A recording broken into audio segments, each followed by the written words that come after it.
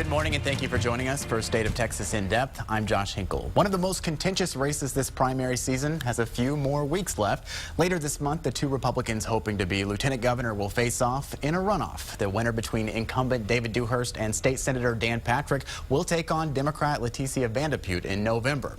On Friday, Dewhurst and Patrick squared off in a rare debate. We cannot do it until we have a lieutenant governor who will secure the border. And under this lieutenant governor, it has not been done. It will be my #1 priority. I will focus on more resources, more technology, more money, more manpower. I'm proud that since 2007, I have led the Senate. We have appropriated $800 million. We've got high-altitude aircraft. We've got helicopters and boats. And we have just made a decision to run a 3-month surge to prove Lieutenant that Governor, we've shut the border down. That primary runoff will happen on May 27th. Later in this newscast, I go one-on-one with Lieutenant Governor David Dewhurst. A land dispute in North Texas is getting headlines across the country. You likely learned in school that the Red River is the border between Texas and Oklahoma, but it's more complicated than that. Now federal officials are reviewing about 116 miles of land around Wichita Falls. 90,000 acres or so might belong to the federal government, not the families that paid for it and farmed it for decades. Alana Rocha from our partners at the Texas Tribune explains the simple review could have huge implications.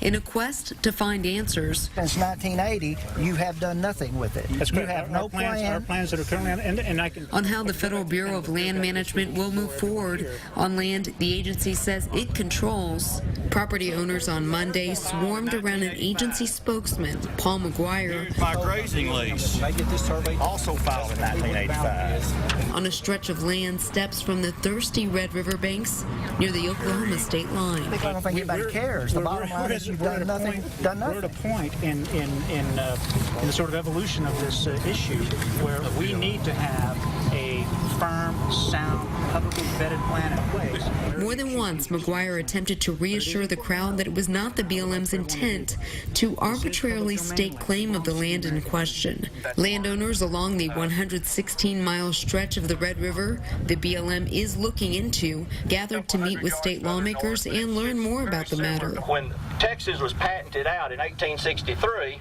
many, like Terry McAllister, said they've been working on letter-writing campaigns, attending public meetings, and keeping other property owners updated on what's happening.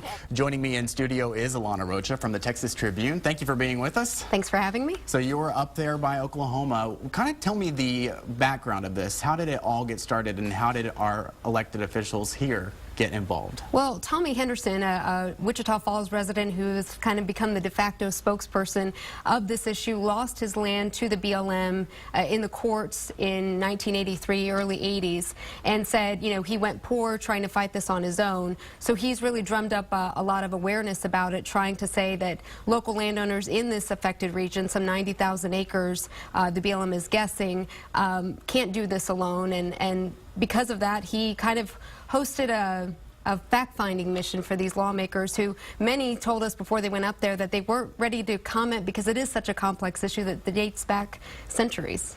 And, you know, why is it so important right now? I mean, why is this being brought up right now? Well, because the BLM, these landowners in these potentially affected areas got a word of this at the end of last year. I believe the first meeting was in December, and James Frank, a representative from Wichita Falls area, says he's been working with landowners since February, and then, you know, word got around and you saw a lot of high-profile lawmakers, including Attorney General Greg Abbott, make statements last week saying, you know, that this was a land grab, come and take it, I think was his wording as far as challenging the federal government to seize this land and see what happened. Now, obviously, Jerry Patterson, our land commissioner, was up there, which makes sense, but we also had Lieutenant Governor David Dewhurst. He used to be land commissioner, but why is it beneficial for him to get involved right now as he's in the midst of a campaign? Well, he was I spoke with him after he gave really brief remarks, I think some 30 seconds addressing the crowd there. It was they called it a low-tech PowerPoint presentation. They used poster boards,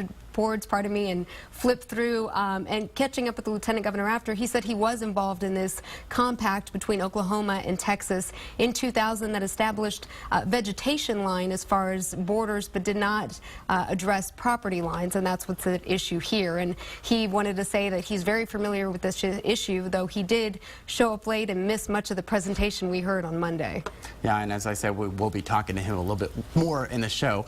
But I did want to talk to you, since you were up in Oklahoma, maybe you've been paying attention to the whole death penalty issue. Give me the background on what happened this week there. Well, this week, the state of Oklahoma went to perform an execution on a gentleman, and they use a 3-drug cocktail, and in administering that first drug, you know, there was always members of the media and different people to witness those executions. Something seemed to go wrong, whether it was the way the drug was administered or whatnot, but the inmate started seizing and having convulsions. They closed the curtain. He took 43 minutes for him to die, and it's ruled that he died from a heart attack. There was another execution set to happen that night, and the governor issued a stay of that execution until an independent review is done of exactly what went wrong. And obviously Texas, a big death penalty case, or state as well in the nation, you know, and this has kind of played out in some talk this week, even maybe making it into one of the campaigns at least. At least, yeah, the lieutenant governor's race, Leticia Vanderputte, the Democratic nominee there, is the only candidate kind of at the top of the ticket calling for an independent review of Texas procedures. She comes from a pharmacy background and says because of the history of the drugs involved in administering these executions, some have come in short supply as far as pentobarbital, the only drug used in the state as far as when it comes to executions, that they should review how the practice is done, but it's a very somewhat secretive process according to TDCJ. Alana Rocha, thank you for being with us. Thank you. All right, still ahead, I go one-on-one with Lieutenant Governor David Dewhurst on the Red River land dispute and his contentious runoff. Plus, it's the crime you'll never see coming, how Texas lawmakers hope to stop credit card theft when State of Texas In Depth returns.